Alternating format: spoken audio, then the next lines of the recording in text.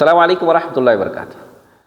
আলহামদুলিল্লাহ ওয়াহদাহ ওয়াসসালাতু ওয়াসসালামু আলা মান লা নাবিয়্যা বা'দা আম্মা বা'দ। সম্মানিত সুপ্রিয় দিনী ভাই ও বোনেরা, ঈদুল আজহার ফজিলত, দিনের ফজিলত এবং করণীয় কি? ঈদুল আজহার দিনের ফজিলত হচ্ছে এই দিনকে রাসূলুল্লাহ পাক সাল্লাল্লাহু আলাইহি ওয়াসাল্লাম সম্মানিত ঘোষণা করেছেন, ঈদ ঘোষণা করেছেন। আনাস রাদিয়াল্লাহু থেকে বর্ণিত, নবী সাল্লাল্লাহু আলাইহি ওয়াসাল্লাম যখনই মক্কা থেকে মদিনায় হিজরত করে আসলেন, তখন সেখানে দেখলেন 2 দিন তারা ঈদ আনন্দ উৎসব করতেছে, খেলাধুলা করতেছে। জিজ্ঞেস করলো এটা কিসের দিন? তারা বললো যে এটা আমাদের জন্য আনন্দের দিন ছিল জাহিলিয়াতের যুগে, সেটা এখনো করে যাচ্ছে। নবী সাল্লাল্লাহু আলাইহি ওয়াসাল্লাম বলেছেন, ইন্নাল্লাহা কাদ আবদালাকুম ইয়াওমাইন খায়রাম মিনহুমা ইয়াউমুল ফিতর ইয়াউমুল আযহা। আল্লাহ রাব্বুল আলামিন এই 2 দিনের পরিবর্তে তোমাদেরকে আরো ভালো উত্তম 2টি দিন দান করেছেন, সেটা হচ্ছে ঈদুল ফিতর এবং ঈদুল আজহার দিন। দ্বিতীয় ফজিলত হচ্ছে এই দিনকে নবী সাল্লাল্লাহু আলাইহি ওয়াসাল্লাম মহৎ দিন হিসেবে ঘোষণা করেছেন। আব্দুল্লাহ ইবনে কোর থেকে বর্ণিত, তিনি বলেছেন রাসূল সাল্লাল্লাহু আলাইহি ওয়াসাল্লাম ইরশাদ করেছেন, ইন্না আ'যামাল আইয়ামি ইনদাল্লাহি ইয়াউমুন নাহর সুম্মা ইয়াউমুল কর।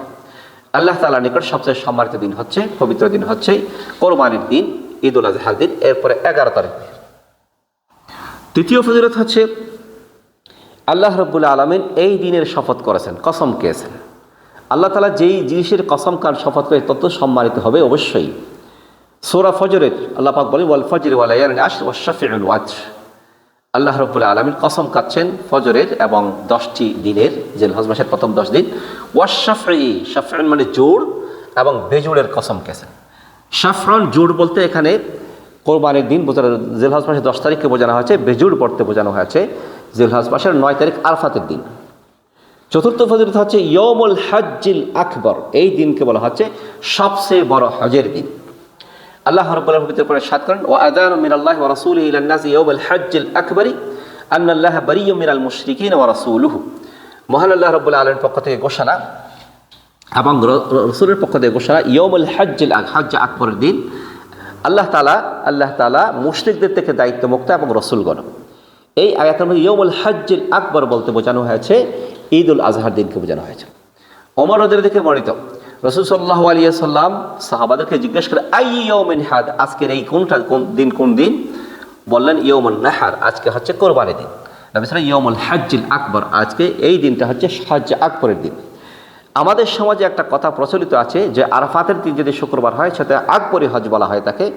এটা একেবারে মিথ্যা কথা, ভুল কথা। সঠিক কথা হচ্ছে কোরবানির দিনটাকে ইয়াউমুল হজ্জিল আকবর, আকবরী হজ বলা হয় থাকে।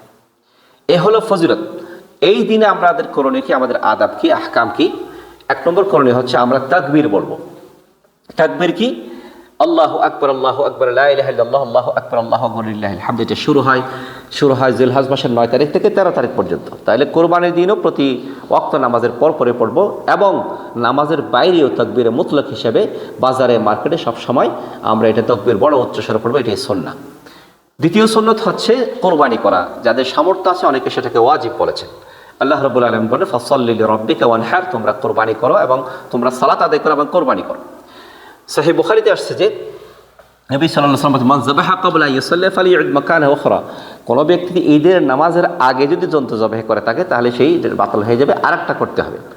এরপরে ওমাল্লাম ইয়াসবাহা ফালিয়াসবাহ, যে ব্যক্তি জবাহ এখনো করেনি সে যেন করে। তৃতীয় সুন্নাত হচ্ছে পুরুষের জন্য সুগন্ধি ব্যবহার করা, মেয়েরা ব্যবহার করা, এবং গোসল করবে সকলেই।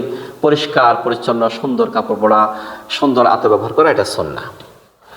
চতুর্থ সুন্নাত হচ্ছে কুরবানির দিন কুরবানির গোশত ভক্ষণ করা, কুরবানির গোশত খাওয়া, সেদিনে আরও এর আগে কিছু না খাওয়া। বুরায়দা রাদিয়াল্লাহু থেকে বর্ণিত, রাসূল সাল্লাল্লাহু আলাইহি ওয়াসাল্লাম কানা নবী সাল্লাল্লাহু আলাইহি ওয়াসাল্লাম লা ইয়াখরুজু ইয়াওমাল ফাতর হাত্তা ইয়াকুলা ওয়া লা ইয়াকুলা ইয়াওমাল উদহি হাত্তা ইয়ারজি ফায়াকুলা মিন উদহিয়াতি। নবী সাল্লাল্লাহু আলাইহি ওয়াসাল্লাম ঈদুল ফিতরের আগে কিছু খেতেন না, খেয়ে বের হতেন না। ঈদুল আজহাতে ঈদের নামাজের পরে কোরবানি জন্তু জবাহ করতেন, এরপরে জন্তু জবাহ করেই প্রথম থেকে খাওয়া শুরু করতেন। সুতরাং আমাদের যেটা সুন্নাত হচ্ছে কোরবানির গোশত দিয়েই আপনার খাওয়া, এটাই সুন্নাহ। পঞ্চম সুন্নাত হচ্ছে সম্ভব হলে পায়ে হেঁটে যাওয়া, পায়ে হেঁটে ঈদগাহে যাওয়া। ঈদগাহ যেতে পারে, মসজিদে যেতে পারে, যে কোনো একটা জায়েজ রয়েছে। এবং বিশেষ করে সৌদি আরবে অথবা যারা আরব বিশ্বে বসবাস করে তাদেরকে মনে রাখতে হবে, এরা ঈদের নামাজ খুবই তাড়াতাড়ি পড়ে, অর্থাৎ ফজরের নামাজের সূর্য ওঠার পরে 15 মিনিট পরে নামাজ শুরু করে দেয়। আপনাকে তাড়াতাড়ি আসতে হবে এবং মিমার কাছাকাছি বসবেন, সেটাই সুন্নাহ। এবং হেঁটে যাওয়া সুন্নাহ। কারণ নবী মিনাস সুন্নাত আন তাখরুজা ইলাল ঈদ মাশিয়ান, তিনি হেঁটে যেতেন। গাড়ি দিয়ে যেতে পারেন, কিন্তু সুন্নাত হচ্ছে হেঁটে যাওয়া। চতুর্থ 6 নম্বর সুন্নত হচ্ছে সালাত আদায় করা এবং খুতবায় অংশগ্রহণ করা। আল্লাহ পাক বলে ফাসাল্লি লিরাব্বিকা ওয়ানহার, তোমরা সালাত আদায় করো, কোরবানি করো। সুতরাং সালাত আদায় করা অনেকে সেটাকে ওয়াজিব বলেছেন, সুন্নতে মুআক্কাদা বলেন। শাইখুল ইসলাম ইবনে তাইমিয়া রাহিমাহুল্লাহ সেটাকে ওয়াজিব বলে, হানাফি মাযহাব মতে ওয়াজিব। সুতরাং গুরুত্ব দিয়ে নামাজ আদায় করা এটা সুন্নাহ। 7 নম্বর সুন্নত হচ্ছে রাস্তা পরিবর্তন করা। এক রাস্তা দিয়ে গেলেন আর রাস্তা দিয়ে আসবে, সেটাই সুন্নাহ। জাবের রাদিয়াল্লাহু বর্ণিত রাসূল সাল্লাল্লাহু আলাইহি ওয়াসাল্লাম কানা নবী ইযা কানা ইয়াউমুল ঈদ খালাফাত তরিক, রাস্তা তিনি পরিবর্তন করতেন, বুখারীর হাদিস। সুতরাং এক রাস্তা দিয়ে যাবেন আর রাস্তা দিয়ে আসবেন, এটাই সুন্নাহ। 8 নম্বর সুন্নত হচ্ছে ঈদের শুভেচ্ছা জানানো, এটা সুন্নাহ। ঈদের পরে আপনি সালাম করবেন, শুভেচ্ছা জানাবেন, এটাই সুন্নাহ। বলতে হবে তাকাব্বালাল্লাহু মিন্না ওয়া মিনকুম অথবা তাকাব্বালাল্লাহু মিন্না ওয়া মিনকুম সালিহুল আমাল। ইবনে হাজার আসকালানী রাহিমাহুল্লাহ বলেছেন যে জুবাইর ইবনে নফির থেকে এই সূত্রে বলে, তিনি বলেছেন যে সাহাবায়ে কেরামরা যখন নামাজ শেষ করতেন তখন তারা বলতেন তাকাব্বালাল্লাহু মিন্না ওয়া মিনকুম। কোনো ব্যক্তি ঈদ মুবারক বলেছেন অথবা ঈদ সঈদ বলেছে, এই শব্দগুলোর অসুবিধা নেই, বলতে জায়েজ রয়েছে। আল্লাহ রাব্বুল আমাদের সকলকে সুন্দর ঈদ উদযাপন করার তৌফিক। সাল্লাল্লাহু আলাইহি ওয়া সাল্লাম মুহাম্মদ ওয়া আলা আলিহি ওয়া সাহবিহি আজমাইন।